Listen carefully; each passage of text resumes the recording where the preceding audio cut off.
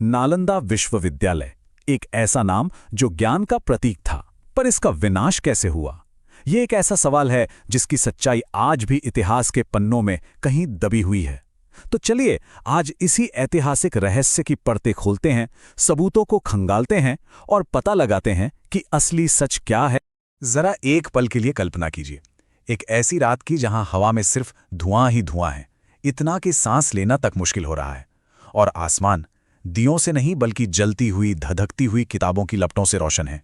ये कोई छोटी मोटी आग नहीं थी, ये तो ज्ञान के एक पूरे समंदर को निगल रही थी।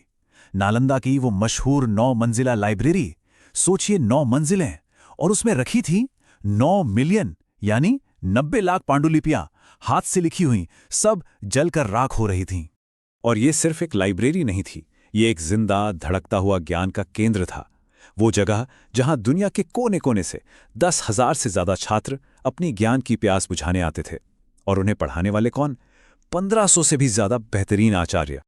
और ये आग कितनी भयानक होगी, इसका अंदाजा इसी बात से लगा लीजिए कि ये एक दिन एक हफ्ते में नहीं बुझी। नहीं, ये पूरे 3 महीने तक सुलगती रही, जलती रही, और धीरे धीरे सब कुछ खत्म हो गया। तो यहीं से हमारी आज की जांच का सबसे बड़ा सवाल खड़ा होता है। आखिर ऐसा कौन हो सकता है जो ज्ञान को, किताबों को अपना दुश्मन समझे? ऐसी क्या वजह हो सकती है कि किसी को अपनी जीत के लिए एक पूरी की पूरी लाइब्रेरी जलाना जरूरी लगे? तो संदिग्धों तक पहुंचने से पहले ये समझना बहुत जरूरी है कि नालंदा आखिर था क्या। वो क्या चीज थी जिसे हमने हमेशा के लिए खो दिया। देखिए, नालंदा कोई रातों रात खड़ी हुई यूनिवर्सिटी नहीं थी। इसका इतिहास लगभग 800 साल पुराना और बेहद गौरवशाली रहा है। सोचिए, 5वीं सदी में गुप्त शासक कुमारगुप्त प्रथम ने इसकी नींव रखी। फिर सम्राट हर्षवर्धन के दौर में ये और फला फूला, और पाल साम्राज्य के समय तो ये अपनी बुलंदियों पर पहुंच गया था।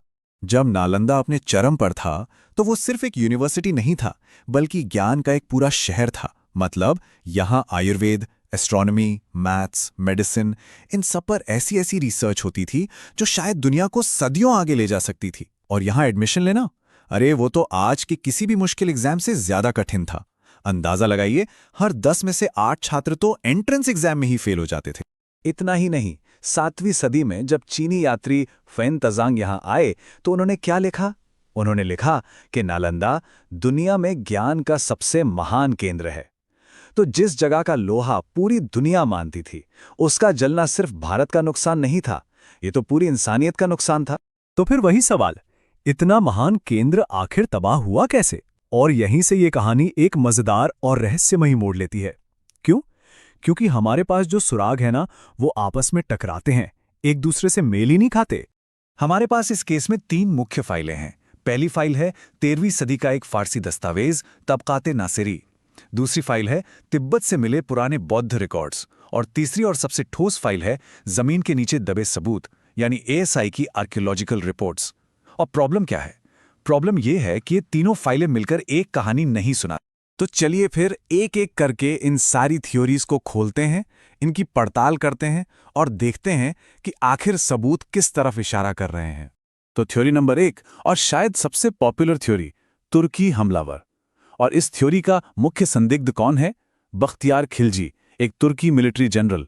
जो फारसी दस्तावेज है तबकात-ए-नासिरी, वो बिल्कुल साफ शब्दों में कहता है कि खिलजी की सेना ने ही बिहार के बौद्ध मठों पर हमला किया, उन्हें लूटा और ज्ञान के इन बड़े बड़े सेंटर्स को आग के हवाले कर दिया। अब सवाल उठता है कि आखिर मकसद क्या था? देखिए, इसके पीछे कई वजहें बताई जाती हैं।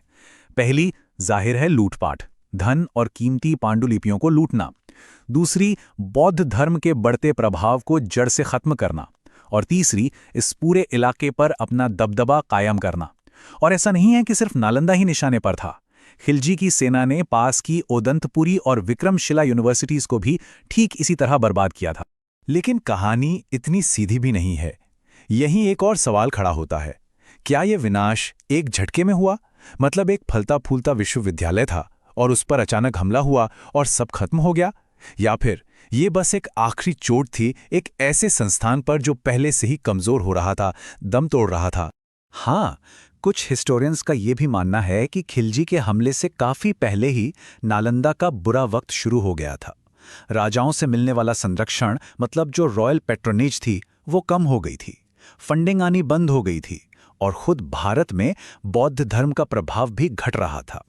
तो इस थ्योरी के हिसाब से खिलजी ने कोई जिंदा शेर नहीं मारा, बल्कि बस एक बुझते हुए दिए पर फूंक मारी थी।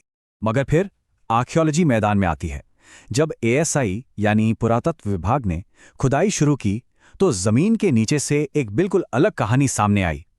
रिपोर्ट्स में मोटी मोटी जली हुई परतें मिली, राख हो चुकी पांडुलिपियों के ढेर मिले, कालिक्स से सनी दीवारें मिली। ये सब किस बात का सबूत है? इस बात का कि आग कोई छोटी मोटी नहीं थी, ये एक बहुत बड़ी, सोची समझी और विनाशकारी आगजनी थी। वैसे दो और भी कमजोर सी थ्योरीज हैं जिनकी बात होती है। एक कहती है कि हमला खिलजी ने नहीं बल्कि किसी लोकल तुर्की ग्रुप ने किया था। दूसरी थ्योरी तो अंदरूनी लड़ाई की तरफ इशारा करती है। पर सच कहूं तो इन दोनों ही दावों के पीछे कोई मजबूत सबूत नहीं है, इसलिए ज्यादातर इतिहासकार इन्हें गंभीरता से नहीं लेते। तो अब हमारे सामने सारे गवाह हैं, सारे सबूत हैं, सारी थियरीज हैं। तो अब वक्त आ गया है फैसले का। इन सबको मिलाकर आखिर क्या तस्वीर बनती है? सच क्या है? अगर हम सारे सबूतों को एक तराजू पर रखें तो तस्वीर काफी हद तक साफ हो जाती है। बख्तियार खिलजी वाली थियरी का पलड़ा सबसे भारी है। हाँ, ये बात सही है कि नालंदा धीरे धीरे कमजोर हो रहा था, तो वो एक सपोर्टिंग फैक्टर जरूर था, लेकिन वो मुख्य कारण नहीं था। और बाकी थियरीज, उनमें तो लगभग कोई वजन ही नहीं है। मतलब जो असली सच है वो शायद इन दोनों बड़ी थ्योरीज के बीच में कहीं है। नालंदा की हालत पहले से खराब हो रही थी, ये सच है, लेकिन उसका अंत अपने आप नहीं हुआ। उसका विनाश एक जानबूझकर किया गया हिंसक हमला ही था। और इसीलिए जब हम सारे ऐतिहासिक और आर्कियोलॉजिकल सबूतों को एक साथ देखते हैं तो जो सबसे मजबूत निष्कर्ष निकल कर आता है वो यही है कि नालंदा को बख्तियार खिलजी और उसकी तुर्की सेना ने ही तबाह किया था।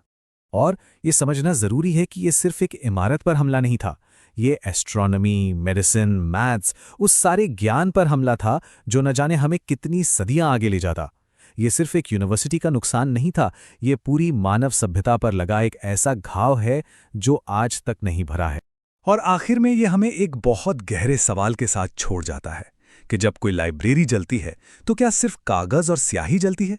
नहीं, उसके साथ जलता है वो सारा ज्ञान, वो सारे विचार और आने वाली न जाने कितनी पीढ़ियों के लिए बेहतर भविष्य की वो सारी संभावनाएं जो हमेशा के लिए राख हो जाती हैं।